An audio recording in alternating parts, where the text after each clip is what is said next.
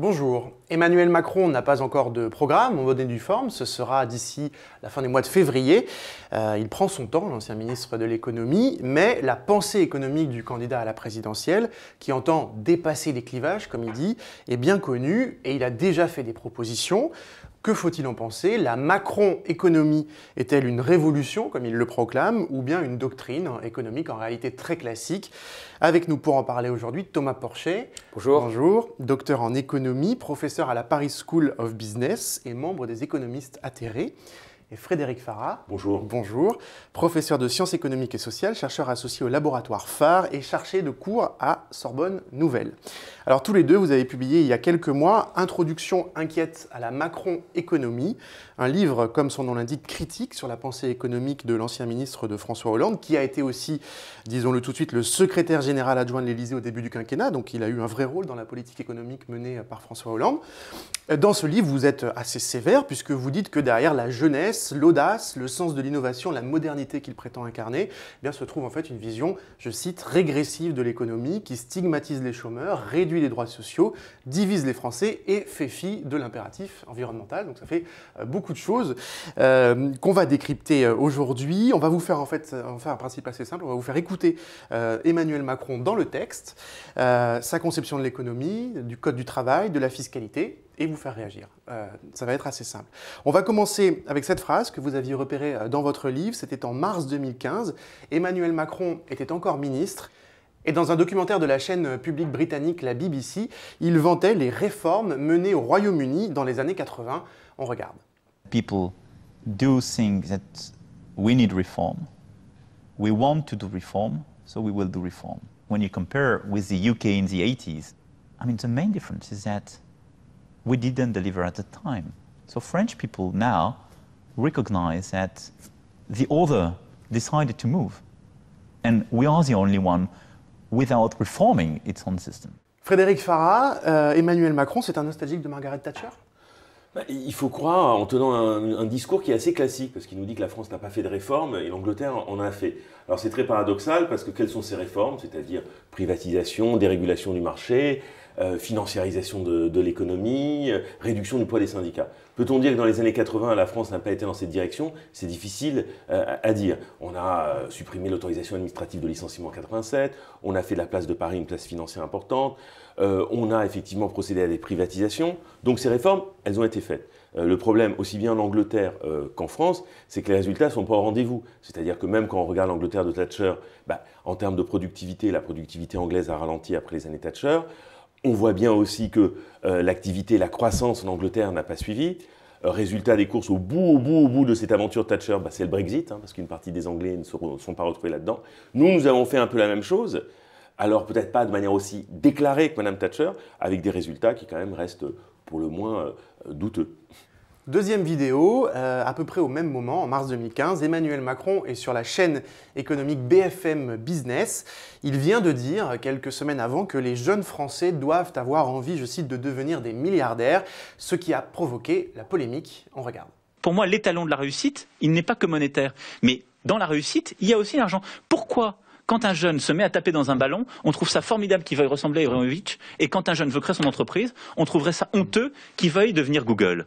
Mais c'est ridicule, c'est ridicule. On a des polémiques à l'égard de la vie de l'entreprise qu'on n'a pas à l'égard d'autres domaines. Et ça, c'est propre à la France? C'est en particulier l'un des traumatismes français, qui est cette volonté d'égalité qui s'est transmise en égalitarisme jaloux. Thomas Porcher, à entendre Emmanuel Macron, l'égalitarisme jaloux, je cite, serait une passion française. Qu'est-ce qu'il faut comprendre par là? Moi, je suis assez impressionné. Je me demande dans quel monde vit Emmanuel Macron, parce que quand on dit que il y a une volonté d'égalité en France qui serait transformée en égalitarisme jaloux. Honnêtement, quand on regarde les indicateurs d'inégalité en France, ils se dégradent très fortement. Vous regardez l'indice de Gini, d'inégalité des revenus, il se dégrade depuis plus d'une dizaine d'années. Vous regardez les chiffres du patrimoine, vous avez à peu près 10% de la population qui détient 48% du patrimoine, quand les 40% autres de la population n'ont quasiment rien. Vous regardez sur les revenus, les 10% des revenus les plus élevés, l'écart entre hommes et femmes est pratiquement de 800 €. Donc je ne vois vois pas où il y a une volonté d'égalité en France, il y a plutôt des inégalités qui se dégradent, et il n'y a pas un égalitarisme jaloux, il y a plutôt des inégalités pour moi qui sont très révoltantes. Donc Emmanuel Macron, il vit dans un monde qui n'est pas le monde réel de la France et des indicateurs. La deuxième chose, c'est sur la volonté d'être milliardaire. C'est assez intéressant. C'est que Emmanuel Macron résume la réussite par une volonté individuelle. À un moment dans la vidéo, il dit « Oui, quand on crée son entreprise, c'est normal de vouloir devenir Google ». Mais ce n'est pas la question qui devrait se poser. La vraie question qui devrait se poser, c'est pourquoi il y a des Google aux États-Unis, pourquoi il y a des Facebook, Twitter, Tesla qui ne sont que américains et pas français. Pourquoi? Je vais vous le dire. Parce qu'il y a eu des choix politiques en amont de la chaîne d'innovation, il y a eu des investissements publics qui ont permis des innovations et qui ont ensuite permis à ces entrepreneurs de récupérer des innovations et de devenir milliardaires. Donc Emmanuel Macron ne devrait pas pousser les jeunes à devenir milliardaires, comme il le dit dans la vidéo, mais faire en sorte qu'ils le deviennent. Et pour ça, il doit identifier les secteurs d'avenir et faire en sorte que la France devienne un leader sur ces secteurs d'avenir. Mais ça, c'est très compliqué. En tous les cas, c'est plus compliqué que de débattre de l'ouverture des magasins le dimanche ou de créer des lignes d'autocars. Quand il dit, mais justement, moi, mon idée, c'est promouvoir l'égalité des chances et pas l'égalitarisme. C'est ce qu'il dit, hein. Il y a tout un tas de... Comme s'il y avait deux visions, en fait, qui s'opposaient. Comme si la gauche, classiquement, était égalitariste. Oui, mais ça ne suffit pas, parce qu'il y a inégalité des chances aujourd'hui déjà. Où que vous soyez né en France, vous avez le droit à une école gratuite, à des universités quasi gratuites, etc. Mais on se rend compte qu'in fine, il y a quand même des inégalités de résultats très fortes. Quand il est plus simple pour un enfant de cadre d'avoir un bac scientifique et beaucoup plus difficile dans les statistiques pour un ouvrier, il y a un problème d'égalité de résultats. Et c'est là que le politique doit intervenir. Quand à compétences égales, il y a des différences de salaire entre hommes et femmes, il y a des égalités de chance, mais des inégalités de résultats. Et là, le politique doit modifier ces inégalités. Donc dire dans ces conditions, encore une fois, moi, ce qui me choque, que cette volonté d'égalité, c'est une volonté d'égalitarisme jaloux. Non, cette volonté d'égalité, c'est une réponse à des inégalités qui sont révoltantes. On va poursuivre avec un extrait un peu plus récent. C'était sur le plateau de Mediapart cet automne, quand nous avions reçu Emmanuel Macron. L'ancien ministre de l'économie expliquait à notre consoeur Rachida El Azouzi, journaliste à Mediapart, pourquoi il défend les plateformes VTC comme la célèbre entreprise américaine Uber. Allez, à Stein, expliquer aux jeunes qui font chauffeur Uber de manière volontaire qu'il vaut mieux aller tenir les murs ou dealer. Allez leur expliquer. Allez, là, nous, on est bien, on est dans le 12e arrondissement, il n'y a personne qui est au RSA. Moi, je ne suis pas, vous n'y êtes pas. Allez leur expliquer que c'est mieux pour eux, parce que nous, on a pensé que c'était mieux pour eux. Aujourd'hui, dans notre société, vous avez 90% des gens qui sont en situation de salariat. Donc, ce n'est pas vrai que c'est la fin du salariat et autres. Ce n'est pas vrai. Bon. Donc, on ne parle pas de la grande majorité. Ce que je sais, notre défaite collective, c'est que les quartiers aujourd'hui où Uber embauche, mais Uber comme d'autres qui sont français, embauchent ces jeunes, ce sont des quartiers où nous, on ne sait rien leur offrir. Ni vous ni moi. Rien.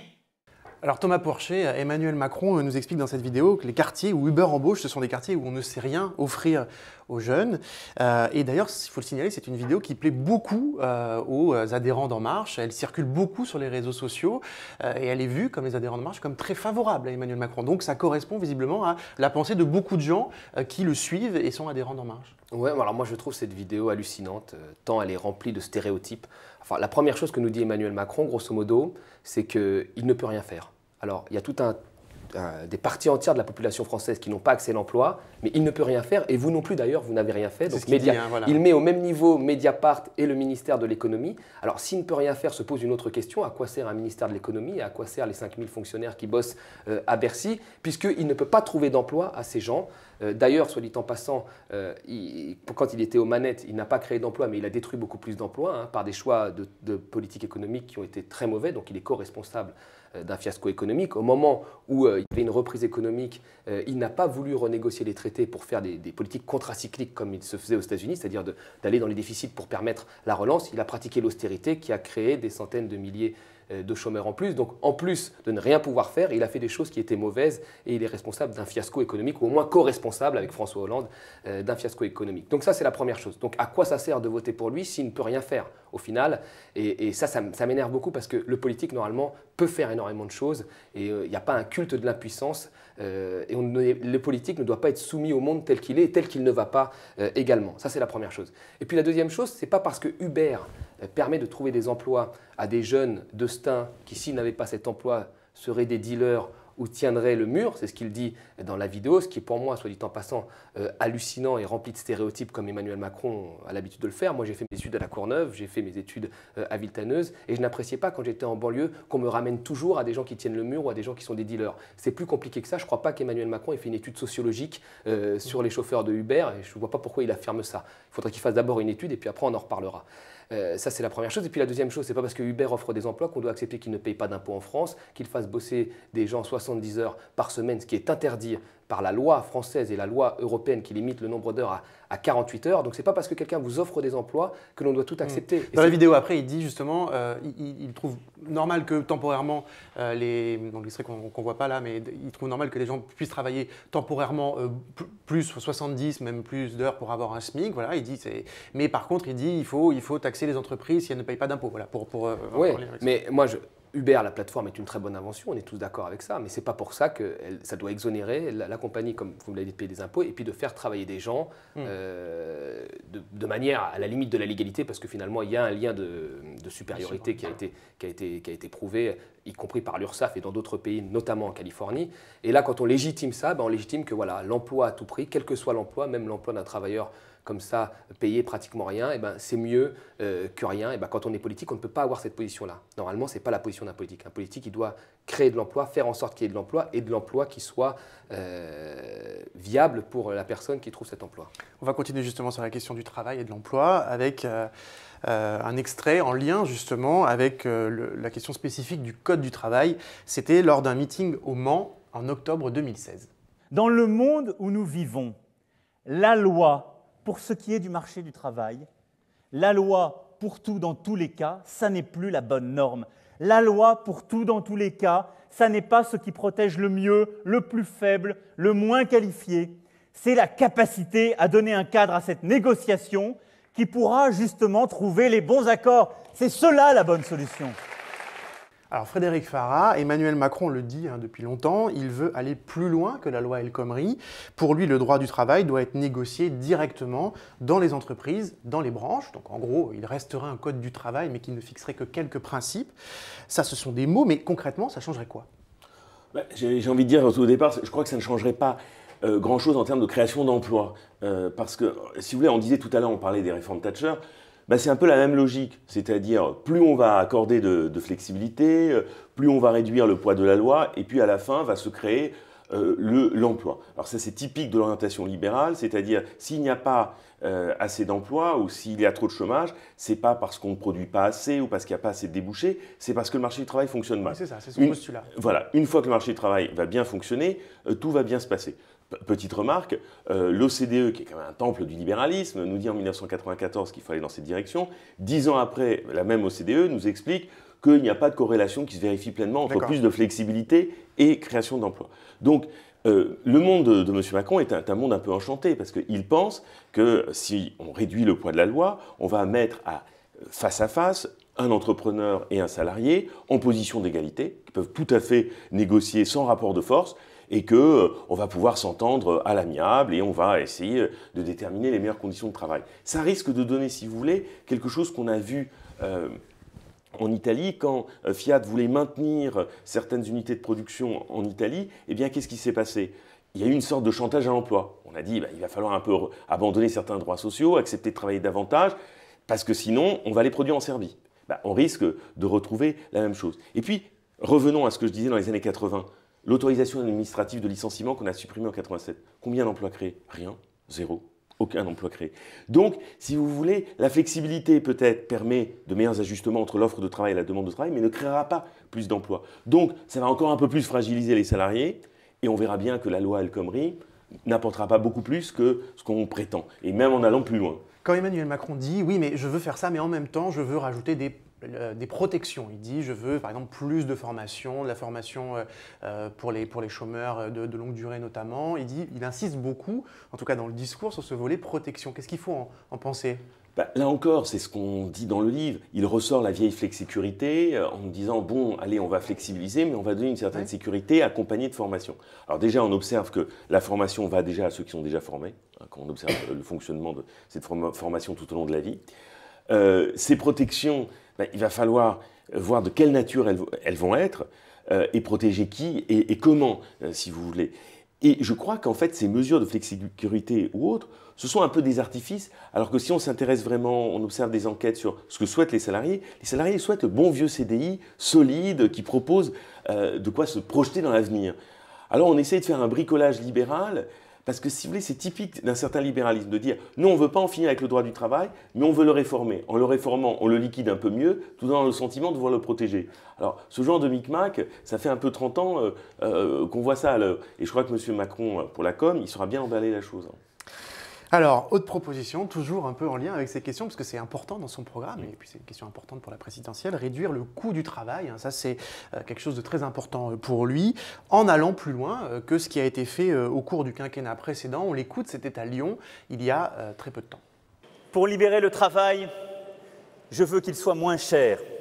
Voilà pourquoi je procéderai à un allègement des charges patronales jusqu'à 2,5 SMIC.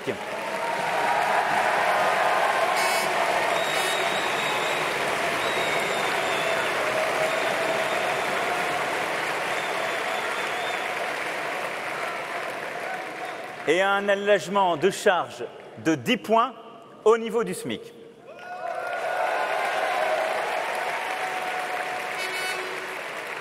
Pour chaque personne qui travaille au SMIC, ce seront 100 € chaque mois de pouvoir d'achat supplémentaire. Frédéric Farah, Emmanuel Macron promet 100 € de plus de pouvoir d'achat par mois pour les salariés. Bon, dit comme ça paraît assez alléchant. Ah ben oui, évidemment, puisque maintenant il devient le candidat du travail, il nous l'a dit, puisque bon, M. Sarkozy n'est pas là, donc il doit bien prendre la suite. On a connu travailler plus pour gagner plus, donc on a la version Macron de cette affaire.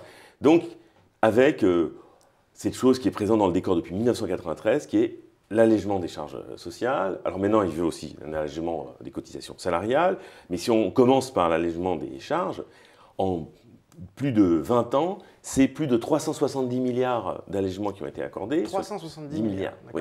Et il y a le rapport excellent qui a été fait par le Sénat et sous la direction de Mme de Messine sur faire un bilan en 2014 sur tous ces allègements qui ont été faits. Bon, ces allègements ont été très coûteux, pas toujours très bien ciblés. On ne sait pas si ça a vraiment créé ou sauvegardé certains emplois. Ça a limité la destruction un peu d'emplois peu qualifiés, mais ça a été extrêmement coûteux.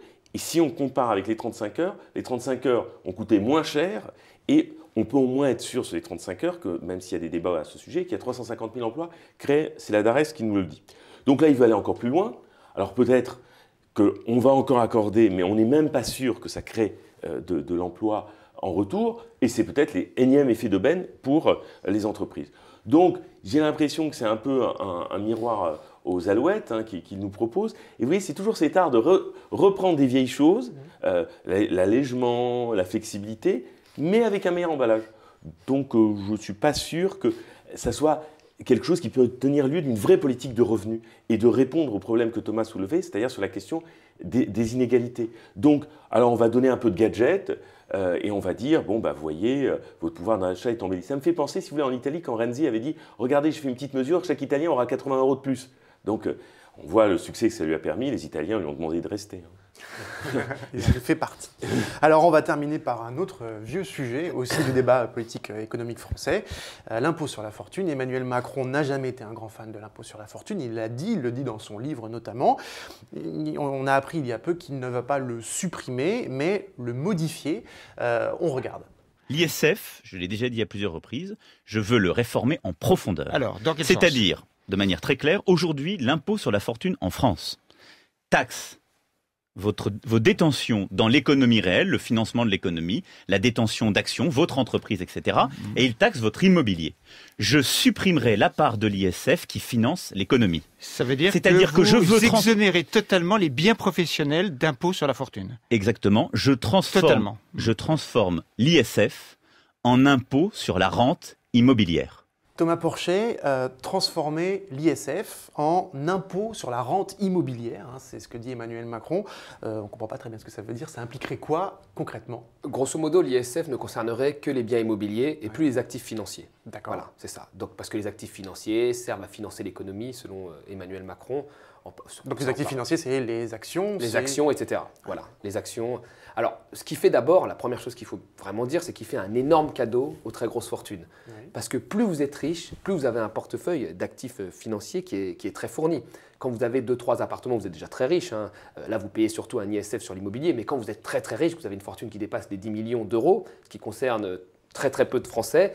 Dans ce cas-là, vous avez une grosse partie de vos actifs, de votre fortune qui est composée d'actifs financiers. Donc quand il exonère ces gens-là de payer l'ISF, il invente une forme de dégressivité sur les très riches.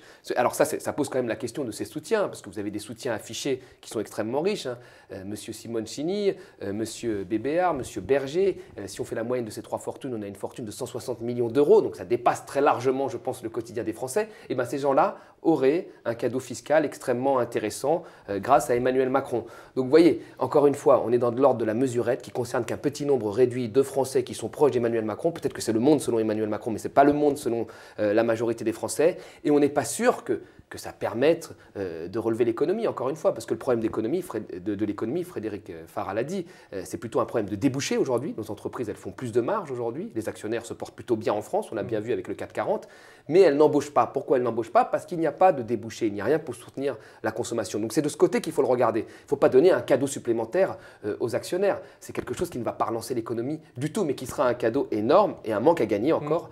Un cadeau énorme pour les riches et un manque à gagner pour l'État français. Il y a cette idée quand même, et on va terminer par là, que chez Emmanuel Macron, beaucoup de critiques disent, en fait, on est dans finalement la théorie du « enrichissez-vous » du 19e siècle, d'une certaine façon. C'est-à-dire que, de fait, la fortune des plus riches ruisselle sur le reste de la société. Est-ce que c'est une caricature de dire ça, ou est-ce que c'est ce que vous distinguez dans la pensée d'Emmanuel Macron? C'est en tous les cas ce qu'il a montré ces derniers temps. La réussite, ce serait quelque chose d'individuel, hein, donc oui, à l'abri du déterminisme social. Et effectivement, plus les gens s'enrichissent, plus il y a un ruissellement vers les plus pauvres. Alors, bien sûr, cette théorie n'a absolument pas été vérifiée aux États-Unis, où il y a les gens les plus riches, hein, on le voit bien, et on voit le rtour de Boomerang. Ça ruisselle assez peu. Voilà, ça ruisselle peu, et le retour de tout ça, c'est quoi? C'est l'élection de Trump, de quelqu'un quand même qui est pas très bien. Enfin, bon, qui représente par ailleurs toutes ces inégalités. Qui représente les très riches, et puis qui est un extrême, etc., raciste, misogyne, etc.